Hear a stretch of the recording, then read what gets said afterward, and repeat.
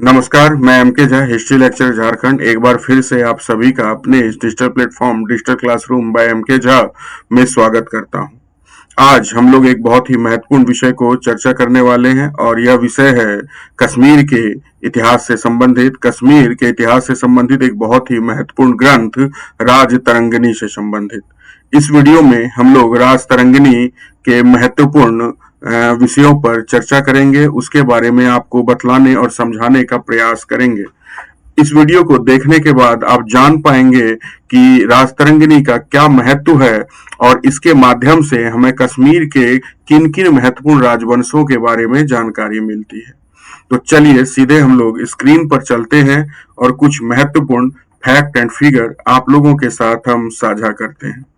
जैसा कि आप स्क्रीन पे देख रहे हैं, कल्हन की राजतरंगिणी, इसी टॉपिक को आज हम आप लोगों को बतलाएंगे, समझाने का प्रयास करेंगे। उम्मीद है आपको यह वीडियो पसंद आएगा और इसमें आपको बहुत सारे महत्वपूर्ण इंफॉर्मेशन मिलेंगे जो किसी भी एग्जामिनेशन के पॉइंट ऑफ व्यू से महत्वपूर्ण रहेगा। चाहे आप नेट एग्जामिनेशन की तैयारी कर रहे हो, जेआरएफ की तैयारी, नेट जेआरएफ की तैयारी कर रहे हो, यूपीएससी जैसे बड़े एग्जामिनेशन की तैयारी कर रहे हो, या स्टेट पीसीएस की तैयारी करने जा रहे हो, या आप स्कूलिंग के छात्र हो, किसी भी लेवल के आप स्टूडेंट हो, आप अगर इतिहास विषय में रुचि रखते हो तो अपने आप में यह विषय काफी महत्वपूर्ण रहने वाला है। तो चलिए सीधा हम लोग महत्वपूर्ण इंफॉर्मेशन आप लोगों के साथ साझा करते हैं राजतरंगिणी से संबंधित। तो सबसे पहले हम अगर इसके इंट्रोडक्शन की बात करें, राजतरंगिणी एक बहुत ही महत्वपूर्ण ग्रंथ है, यह आप सबको पता है। और राजतरंगिणी में आप कह सकते हो जिसे कल्हन के द्वारा लिखा गया था, इसमें कश्मीर के विभिन्न राजवंशों का एक विस्तृत इतिहास हम लोगों को देखने को मिलता है। राजतरंगिणी न सिर्फ एक ऐतिहासिक ग्रंथ है, बल्कि इसमें काव्य, दर्शन, राजनीति और सांस्कृतिक विरासत का भी संपूर्ण समावेश देखने को मिलता है। तो आइए हम लोग इसके विभिन्न पहलुओं को समझते हैं और जानने का प्रयास करते हैं कि राजतरंगिणी के अंतर्गत क्या क्या महत्वपूर्ण फैक्ट एंड फिगर प्रस्तुत किए गए हैं जो एग्जामिनेशन के पॉइंट ऑफ व्यू से महत्वपूर्ण रहने वाले हैं।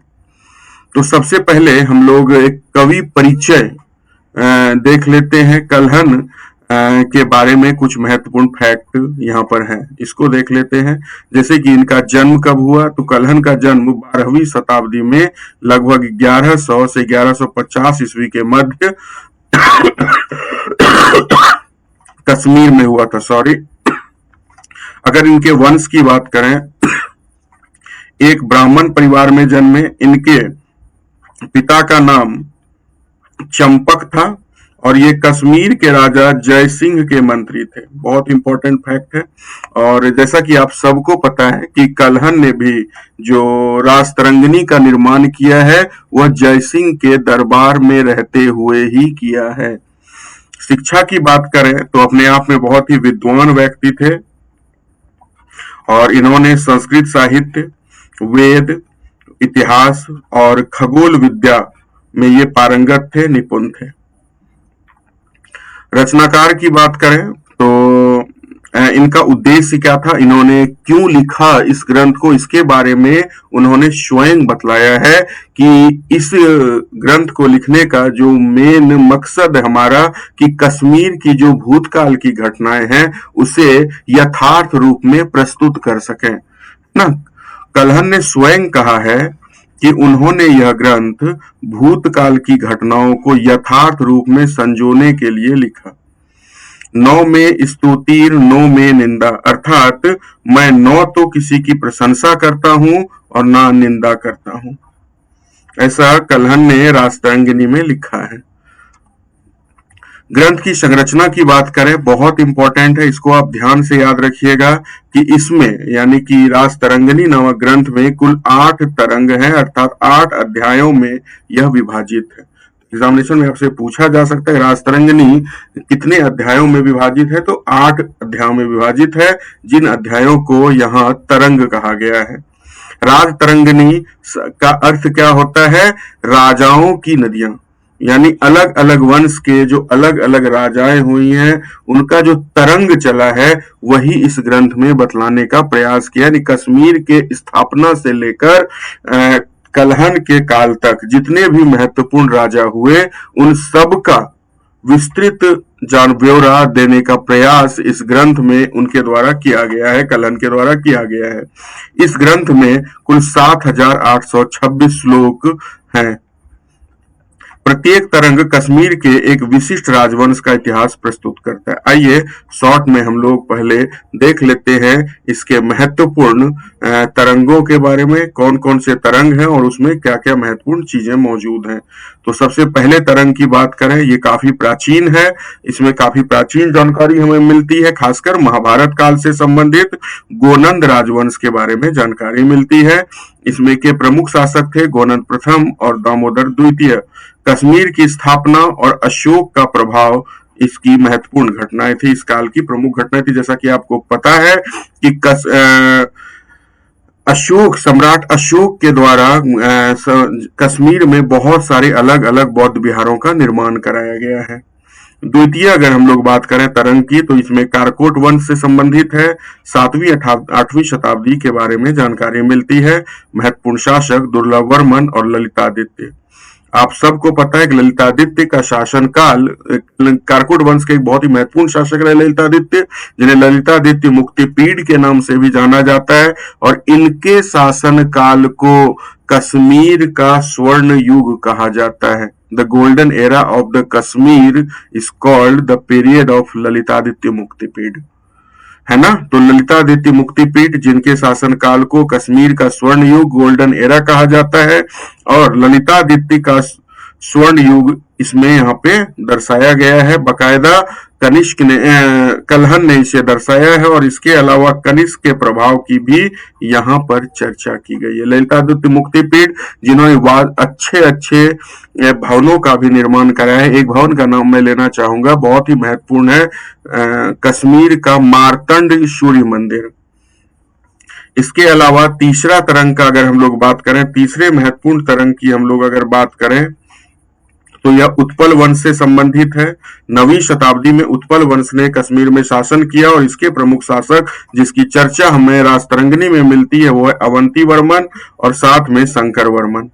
और कला और स्थापत्य के क्षेत्र में इन्होंने भी अपना योगदान दिया, जिसकी चर्चा राजतरंगिणी में की गई है। चतुर्थ चौथे अगर तरंग की बात करें तो चौथा महत्वपूर्ण तरंग लोहार वंश से संबंधित है, जो 10वीं 11वीं शताब्दी में इस्टेब्लिश हुआ था, और इसके महत्वपूर्ण शासक संग्राम राज रहे। इसके महत्वपूर्ण शासक का नाम रहा संग्राम राज, और साथ ही साथ हर्ष इसके महत्वपूर्ण शासक रहा। जैसा कि आपको पता है हर्ष को कश्मीर का नीरो कहा जाता है। एग्जामिनेशन में पूछा जाने वाला सवाल है कि कश्मीर का नीरो किसे कहा जाता है, याद रख लेना है, कश्मीर का नीरो, है ना। नीरो कहाँ का शासक था? नीरो था रोम का शासक, है ना। तो और नीरो के बारे में कहा जाता है कि नीरो के शासनकाल में ही पूरा रोमन जल गया था, है ना। एक कहावत मशहूर है कि नीरो बंसी बजा रहा था और रोम जल रहा था। ठीक उसी तरह से कश्मीर अराजकता की स्थिति में था, और हर्ष लगातार अपनी विलासिता के लिए जाना जाता है। तो हर्ष की विलासिता और पतन की चर्चा यहाँ पर कलहन ने किया है, हर्ष की। पांचवें अगर तरंग की हम लोग बात करें तो कलहन का समकालीन है और समकालीन काल है, और इसमें जय सिंह की चर्चा विशेष तौर पर की गई है। कलहन का वह आश्रयदाता था, जैसा कि आपको पता है कि वह कलहन का आश्रयदाता भी था। अगला तरंग का हम लोग बात करें तो अगला तरंग है छठा तरंग, षष्ठ तरंग, जो लोहार वंश से संबंधित 11वीं शताब्दी में। इसके अंतर्गत संग्राम राज, हर्ष के आर्थिक सांस्कृतिक उत्थान की चर्चा है। सप्तम तरंग की अगर बात करें 12वीं शताब्दी का, हर्ष के बाद की अराजकता का काल और विदेशी आक्रमण और अंतिम हिंदू शासक के रूप में हर्ष को वह प्रस्तुत करता है। ऐसा मान्यता है कि कश्मीर का शासक हर्ष भारत का अंतिम हिंदू सम्राट था, और आठवें तरंग की अगर हम लोग बात करते हैं, आठवें तरंग की अगर हम लोग बात करें 14वीं शताब्दी में, है ना, यहाँ पर मुस्लिम शासक का आरंभ हुआ, खासकर शाहमीर वंश का, जिसकी चर्चा यहाँ पर की गई है, आठवें तरंग में की गई है, सुल्तान शमसुद्दीन की चर्चा की गई है। तो ये 8 महत्वपूर्ण तरंग हैं जिनको यहाँ पे मैंने संक्षिप्त में आपको बतलाने का, समझाने का प्रयास किया।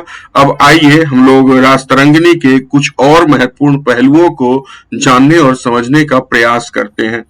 राजतरंगिणी का ऐतिहासिक महत्व क्या है, सबसे पहले हम इसको जानेंगे। तो इसके एक मिनट, हम एक बार पेन को चेंज कर लेते हैं। तो राजतरंगिणी के ऐतिहासिक महत्व को अगर हम समझने का प्रयास करते हैं तो प्रामाणिक इतिहास लेखन के लिए यह बहुत ही अच्छा ग्रंथ है। कल्हण ने इतिहास लेखन के लिए जिन चीजों का सहारा लिया, जिन स्रोतों का सहारा लिया, उसमें महत्वपूर्ण अभिलेख है, पुराने ग्रंथ हैं और मौखिक परंपराएं हैं, जिसके माध्यम से कल्हण ने अपने लिए तथ्य को कलेक्ट किया था। उन्होंने तटस्थ दृष्टिकोण अपनाया, यानी कि न तो उन्होंने किसी राजा की अत्यधिक प्रशंसा की और न ही अत्यधिक निंदा की।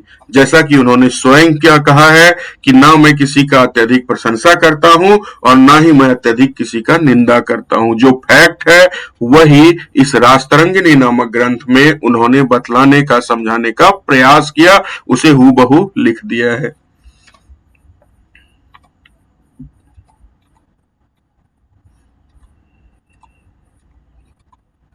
चलिए, थोड़ा सा हम आगे बढ़ गए हैं। अब हम लोग बात कर लेते हैं राजतरंगिणी के ऐतिहासिक महत्व की। क्या क्या महत्वपूर्ण महत्व है। तो अगर हम लोग ऐतिहासिक महत्व का बात करें तो कश्मीर के स्वर्ण युग का इसमें वर्णन किया गया है। जैसा कि मैंने अभी बताया कि कश्मीर का जो स्वर्ण युग है वह ललितादित्य मुक्तिपीड का शासनकाल है, 8वीं शताब्दी का। उसने मध्य एशिया तक विजय अभियान बकायदा चलाया। मार्तंड सूर्य मंदिर जो अनंतनाग में स्थित है, इसका निर्माण करवाया। अवंती वर्मन का शासनकाल का चर्चा किया गया है, 9वीं शताब्दी का, और ये भी उसी स्वर्ण युग का हिस्सा है। और इनका जो सबसे महत्वपूर्ण योगदान है वो कृषि और जल प्रबंधन के क्षेत्र में है। एग्जामिनेशन में पूछा जाता है कि कश्मीर का कौन सा शासक कृषि और जल प्रबंधन क्रांति के लिए जाना जाता है, तो याद रखना है आपको अवंती वर्मन, है ना। इसके अलावा अगर हम लोग बात करें, श्रीनगर में अवंतीपुर नगर की इन्होंने स्थापना की है। तो ये कुछ महत्वपूर्ण फैक्ट है राजतरंगिणी के ऐतिहासिक महत्व को लेकर। इसके अलावा इन्होंने बखूबी सामाजिक और सांस्कृतिक चित्रण भी किया है। धर्म की बात करें तो इन्होंने शैव मत, बौद्ध धर्म और तंत्र साधना के प्रभाव की चर्चा की है। कश्मीर में किस तरह से शैव मत का विकास हुआ, बौद्ध धर्म का विकास हुआ और तंत्र साधना का विकास हुआ है, इसे उन्होंने बहुत ही अच्छी तरीके से अपने राजतरंगिणी नामक ग्रंथ में प्रस्तुत किया है। इसके अलावा प्रमुख शिक्षा के केंद्र शारदा पीठ भी उन्होंने चर्चा की है। उन्होंने अपने महत्वपूर्ण ग्रंथ में शारदा पीठ की भी चर्चा की है, विश्वविद्यालय का उल्लेख जो संस्कृत शिक्षा का उस समय एक महत्वपूर्ण केंद्र था, और इसकी भी चर्चा हम लोगों को राजतरंगिणी में देखने को मिलती है। इसके अलावा अगर हम लोग बात करें कला के क्षेत्र में, तो मंदिर निर्माण, जैसा कि हमने बताया कि मार्तंड मंदिर जैसे शानदार वास्तुकला का हम लोगों को वहां देखने को मिलता है। इसके अलावा मूर्ति कला का विकास हुआ, वहां पे संगीत का विकास हुआ। तो इन सभी चीजों को वहां बहुत ही खूबसूरती से कल्हण ने अपनी राजतरंगिणी में स्थान दिया है। इन सब के बारे में भी बखूबी उन्होंने चित्रित किया है। इसके अलावा रानी दिद्दा का जिक्र उनके ग्रंथ में मिलता है, जो 10वीं शताब्दी की एक बहुत ही महत्वपूर्ण शासिका रही है। रानी दिद्दा कश्मीर की पहली महिला शासिका थी जिन्होंने 40 वर्ष तक शासन किया। कल्हण ने उनकी कूटनीति और दृढ़ इच्छा शक्ति की प्रशंसा की है। इसके अलावा अगर बात करें प्राकृतिक आपदाओं का भी विवरण कल्हण ने दिया है। खास करके 1123 ईस्वी में कश्मीर में एक भीषण भूकंप आया था और कहा जाता है इसमें कश्मीर का अधिकांश भाग नष्ट हो गया था। तो इसकी चर्चा भी कल्हण की राजतरंगिणी में मिलती है। कहता है बाढ़, अकाल, भूकंप जैसी घटनाओं का विस्तृत वर्णन इन्होंने किया। 1123 ईस्वी के भीषण भूकंप जिसमें कश्मीर का अधिकांश भाग नष्ट हो गया था, इसकी चर्चा कल्हण की राजतरंगिणी में हम लोगों को देखने को मिलती है। नेक्स्ट अगर हम लोग बात करें आधुनिक युग में इसकी क्या प्रासंगिकता है। आधुनिक युग में अगर बात करें इस पर ऐतिहासिक शोध कई इतिहासकारों ने इस पर शोध किए और सबसे पहला जो इसका यानी ये जो ग्रंथ है ये संस्कृत भाषा में लिखा गया है और इसका पहला अंग्रेजी अनुवाद करने का श्रेय ऑरेल स्टीन या ऑरेल स्टाइन को जाता है। इन्होंने 1900 ईस्वी में है ना, इन्होंने 1900 ईस्वी में राजतरंगिणी का अंग्रेजी भाषा में अनुवाद किया। ये जो ग्रंथ है यह कश्मीर के इतिहास का सबसे प्रमुख स्रोत है। आज भी इतिहासकार इससे तथ्य प्राप्त करते हैं। साहित्यिक मूल्य की बात करें संस्कृत काव्य की दृष्टि से यह एक श्रेष्ठ महाकाव्य माना जाता है। नेक्स्ट अब हम लोग राजतरंगिणी के प्रमुख अनुवादक को भी देख लेते हैं। तो प्रमुख अनुवादक में जैसा कि अभी मैंने कहा सर ऑरेल स्टाइन, इन्होंने 1900 में राजतरंगिणी का अंग्रेजी में अनुवाद किया जो सबसे प्रसिद्ध और मानक अनुवाद माना जाता है। नेक्स्ट फैक्ट क्या है कि पंडित रंजीत सिंह या रंजीत सिंह पंडित ने 1935 में राजतरंगिणी का हिंदी भाषा में अनुवाद किया। तो अंग्रेजी भाषा में अनुवाद सबसे पहले किसने किया? सर ऑरेल स्टाइन ने। और हिंदी भाषा में राजतरंगिणी का सबसे पहला अनुवाद किया गया पंडित रंजीत सिंह के द्वारा।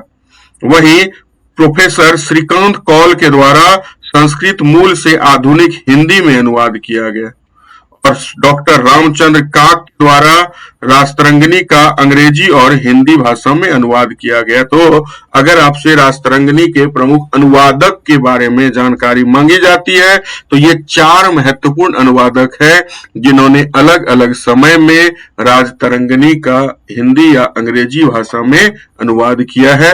एग्जामिनेशन के पॉइंट ऑफ व्यू से यह महत्वपूर्ण रहता है।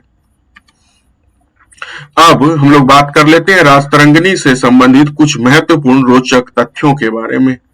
तो जैसा कि मैंने कहा कि महाभारत काल का संदर्भ इसमें लिया गया है। कल्हण ने लिखा है कि कश्मीर की स्थापना महाभारत के समय में हुई थी। अशोक के योगदान की भी चर्चा है। अशोक का योगदान क्या है? अशोक ने कश्मीर में बौद्ध विहारों का निर्माण कराया। कहा जाता है सैकड़ों की संख्या में अशोक ने कश्मीर में बौद्ध विहार बनवाए थे। इसके अलावा कश्मीर के पतन की भी चर्चा की गई है, खासकर हर्ष के शासनकाल की, है ना। राजा हर्ष 11वीं शताब्दी में हुआ कि अत्याचारों के कारण कश्मीर का पतन हो गया। इसके अलावा बात करें राजतरंगिणी इतिहास, काव्य और दर्शन का अद्वितीय संगम है। यह न केवल कश्मीर बल्कि संपूर्ण भारतीय उपमहाद्वीप के मध्यकालीन इतिहास को समझने की एक महत्वपूर्ण कुंजी है। कल्हण की यह कृति आज भी तटस्थ इतिहास लेखन का आदर्श माना जाता है। इतिहास लेखन की जो सबसे महत्वपूर्ण विधा रही है, सबसे महत्वपूर्ण विशेषता रही है, वह है निष्पक्ष इतिहास लेखन।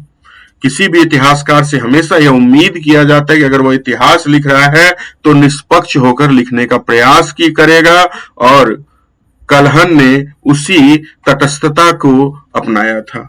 उन्होंने बिल्कुल तटस्थ रहकर इतिहास को लिखने का प्रयास किया था। अब हम लोग समझते हैं कल्हण के बाद कुछ और लेखक हुए जिन्होंने राजतरंगिणी को आगे बढ़ा। एग्जामिनेशन में पूछा जाता है कि द्वितीय राजतरंगिणी और तृतीय राजतरंगिणी का निर्माण किसके द्वारा किया गया और इसकी क्या क्या महत्वपूर्ण विशेषता थी। तो जोनाराज जो कि 15वीं शताब्दी में थे और इन्होंने द्वितीय राजतरंगिणी की स्थापना की। द्वितीय राजतरंगिणी की स्थापना आपसे एग्जामिनेशन में अगर पूछा जाता है किसके द्वारा किया गया तो जोनाराज के द्वारा किया गया। इन्होंने रास्तरंगिणी की परंपरा को आगे बढ़ाते हुए द्वितीय रास्तरंगिणी, जिसे जवाहर रास्तरंगिणी भी कहा जाता है, लिखी, जिसमें कलहन के बाद कश्मीर के शासकों का इतिहास हम लोगों को देखने को मिलता है। यह मूल रास्तरंगिणी की भाषा और शैली से प्रभावित थी। नेक्स्ट अगर हम लोग बात करें, श्रीवर हैं, जिन्होंने 16वीं शताब्दी में तीसरे रास्तरंगिणी यानी तृतीय रास्तरंगिणी का निर्माण किया, लिखा। इन्होंने तृतीय रास्तरंगिणी लिखी जो जोना राज्य के कार्य को आगे बढ़ाती है। और ये जो श्रीवर के द्वारा लिखा गया 16वीं शताब्दी में, आपको पता है कश्मीर में मुस्लिम शासन की स्थापना हो गई थी, तो मुस्लिम शासकों के बारे में बताने वाला जो महत्वपूर्ण ग्रंथ है वह है तीसरा रास्तरंगिणी। इसमें कश्मीर के सुल्तानों के शासनकाल को दर्शाया गया है। तो यही महत्वपूर्ण फैक्ट था रास्तरंगिणी के बारे में। उम्मीद है आपको यह वीडियो भी पसंद आया होगा। मेरे पिछले वीडियो की तरह यह वीडियो भी आपको अच्छा लगा होगा, इंफॉर्मेटिव लगा होगा। भले ही छोटा है लेकिन बहुत ही ज्यादा इंफॉर्मेटिव है। तो अगर आप लोग इस तरह के वीडियो लगातार देखना चाहते हैं और मुझसे जुड़े रहना चाहते हैं तो आपसे एक रिक्वेस्ट है कि इस चैनल को सब्सक्राइब करिए। और अगर मेरा वीडियो, मेरा काम आपको अच्छा लग रहा है तो वीडियो को आप लाइक भी करें। तो आज के इस वीडियो में इतना ही। मिलते हैं हम आपसे अगले वीडियो में और कुछ और महत्वपूर्ण इसी तरह के ऐतिहासिक घटनाओं की चर्चा करते हुए हम दिखाई देंगे, या तो एनसीईआरटी बेस्ड जो हम टॉपिक लेकर के आते हैं उसे हम आप लोगों के साथ साझा करेंगे। तो आज के इस वीडियो में इतना ही। इसी तरह के वीडियो को लगातार देखने के लिए आप मुझसे जुड़े रहिए और लगातार इतिहास में अपनी समझ को विकसित कीजिए। मिलते हैं आप लोगों से अगले वीडियो में। धन्यवाद।